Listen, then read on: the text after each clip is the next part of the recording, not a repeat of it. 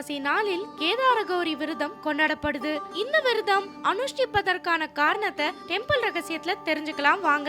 ஐப்பசி மாத அமாவாசை நாளில் கேதார கௌரி விரதம் கொண்டாடப்பட்டு வருது. ஜோதிடவியலை பொறுத்தவரை ஐப்பசி மாதத்தில் சூரியன் துலாம் ராசியில் சஞ்சரிப்பதால் துலாம் மாதம் என்று அழைக்கப்படுது. இந்த மாதம் முழுவதும் துலாம் ராசியில் சூரியன் நீசம் பெற்ற நிலையில் அமர்ந்திருப்பாராம்.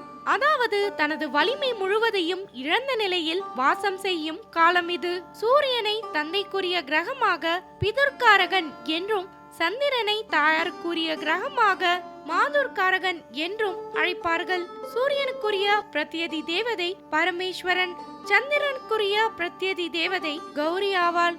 நீசம் பெற்ற தந்தையாகிய சூரியனோடு தாயான சந்திரன் இணையும் காலம் ஐப்பசி அமாவாசையாகும்.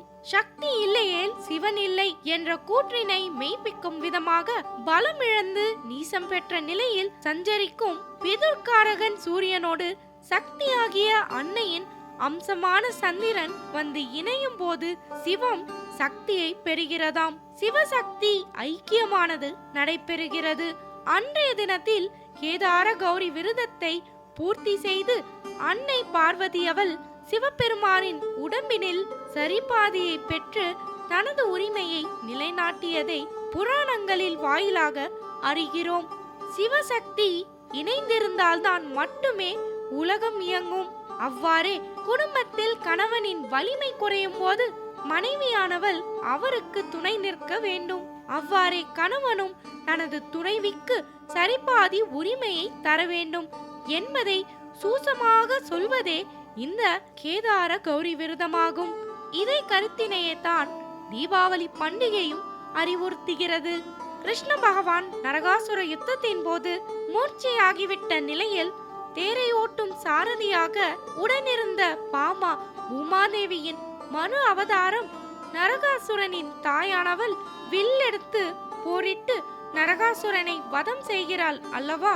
அதாவது தந்தையின் வலிமை குறையும் போது தாய் அப்பொறுப்பினை சுமந்து வெற்றி காண்கிறாள். குடும்பத்தில் கணவனும் மனைவியும் இணைந்து செயல்பட்டாதான் வெற்றியை காண இயலும் என்பதை புராணங்கள் தெளிவாக எடுத்துரைக்கின்றன. கேதார கௌரி விரதம் என்பதே கணவன் மனைவி ஒற்றுமைக்காகவும் என்றென்றும் தம்பதியர் இணை பிரியாமல் இருக்க வேண்டும் என்பதற்காகவும் கடைபிடிக்குவதாம்.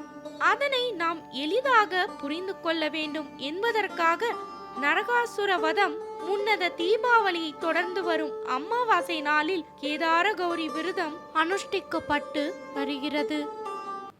இந்த செய்தி உங்களுக்கு பிடிச்சிருந்தா லைக் பண்ணுங்க, ஷேர் பண்ணுங்க, உங்களுடைய சஜஷன்களை கமெண்ட் பண்ணுங்க. இன்னும் இது போல பல ஆன்மீக உண்மைகளையும் கோவில் ரகசியங்களையும் பற்றி தெரிந்து கொள்ள டெம்பிள் ரகசியம் சேனலை சப்ஸ்கிரைப் பண்ணுங்க.